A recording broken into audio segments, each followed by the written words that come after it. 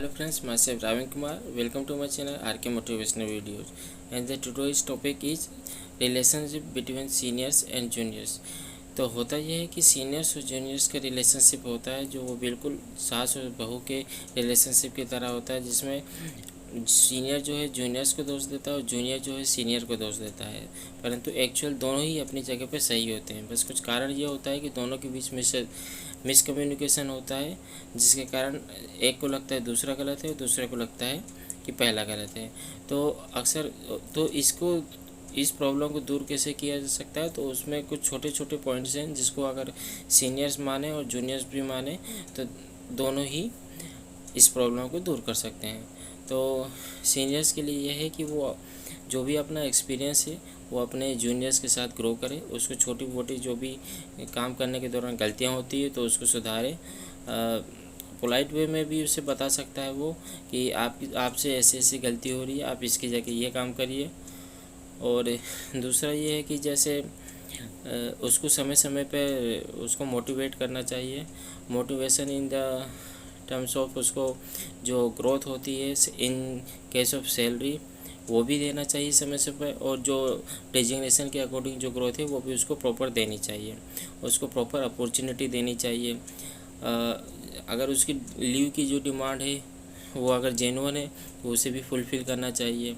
कुछ भी काम करने का अगर तरीका है तो काम करवाने का अगर तरीका है तो उसमें आप जब ऐसा ना कहे कि नहीं आपको ये काम करना ही पड़ेगा, आपको उसे इस तरीके से कहना चाहिए कि जैसे कि यार देखो यार, ऊपर से मेरे ऊपर प्रेशर है तो मुझे ये काम आपको करना पड़ रहा है और इस विदिन द टाइम फ्रेम आपको ये काम करना पड़ेगा। तो मैं भी कुछ नहीं कर सकता हूँ, जो ऊपर से जो टाइम फ्रेम दिया हुआ है इसके अकॉर्डिंग आपको ये काम करना पड़ेगा, सो प्लीज़ डू इट। तो और वही अगर आप इस तरीके से कहेंगे तो जूनियर भी है उसको भी लगेगा कि हाँ ऊपर का प्रेशर है तो आपको भी वो काम करना पड़ेगा। और जूनियर के लिए भी जहाँ तक मैं आपको बताना चाहूँगा तो उनके लिए भी कुछ चीज़ ऐसी है कि जो उनको माननी चाहिए। जैसे कई बार उनको लगता है कि हाँ, ज़्यादातर वो लोग उनकी ये रहती है कि जो भी उनको सैलरी मिलती है वो अप टू द मार्क होने नहीं लगती है, लेकिन और हमेशा उनकी डिमांड रहती है कि मेरी सैलरी इंक्रीज होनी चाहिए, या जो मुझे सैलरी मिल रही है तो वो उसी के अकॉर्डिंग मैं काम करता हूँ। तो सबसे फर्स्ट पॉइंट ये है कि आपको बेहतर काम करने के लिए ही सैलरी दी जाती है। बेटर काम करने के लिए कुछ एक्स्ट्रा ऑर्डिनरी आपको इंक्रीमेंट या चाहिए या इंसेंटिव वगैरह चाहिए। तो सबसे पहली बात ये होती है कि कंपनी जब आपको रखती है तो वो केवल इसी कारण रखती है कि सैलरी जो इसीलिए दी जाती है ताकि आप बेहतर काम करें। और दूसरी बात, आप अगर काम बेहतर करेंगे, अच्छा करेंगे तो आप अच्छा एक्सपीरियंस गेन करेंगे, तो आप किसी भी दूसरी कंपनी में आप जाएंगे तो वहाँ पे आपको अच्छा खासा जंप मिल जाएगा। वो आपके हाथ में है, वो चीज़ तो आपको मिल ही सकती है। तो जिस भी कंपनी में आप काम कर रहे हैं 2 साल 3 साल 4 साल हो जाएंगे तो वहाँ वो आपको नॉर्मली इंक्रीमेंट ही देंगे। अगर एक्स्ट्रा ऑर्डिनरी इंक्रीमेंट अगर वो आपको अगर दे देंगे तो दूसरे एम्प्लॉयज़ जो अदर डिपार्टमेंट में है वहाँ पे प्रॉब्लम क्रिएट हो जाएगी, तो वो आपको एक लिमिट का इंक्रीमेंट दे सकते हैं, उससे बेटर इंक्रीमेंट नहीं दे सकते। तो इसीलिए आपके लिए बेटर ये होगा कि सैलरी इंक्रीज़ करने के लिए आप एक्सपीरियंस गेन करें, बढ़िया से बढ़िया अपने अंदर काबिलियत लाएँ और दूसरी कंपनी में जाएँ, इंटरव्यू फेस करें और बढ़िया जंप वहाँ से लें। उसके ज़रिए आप अपनी सैलरी बढ़ा सकते हैं।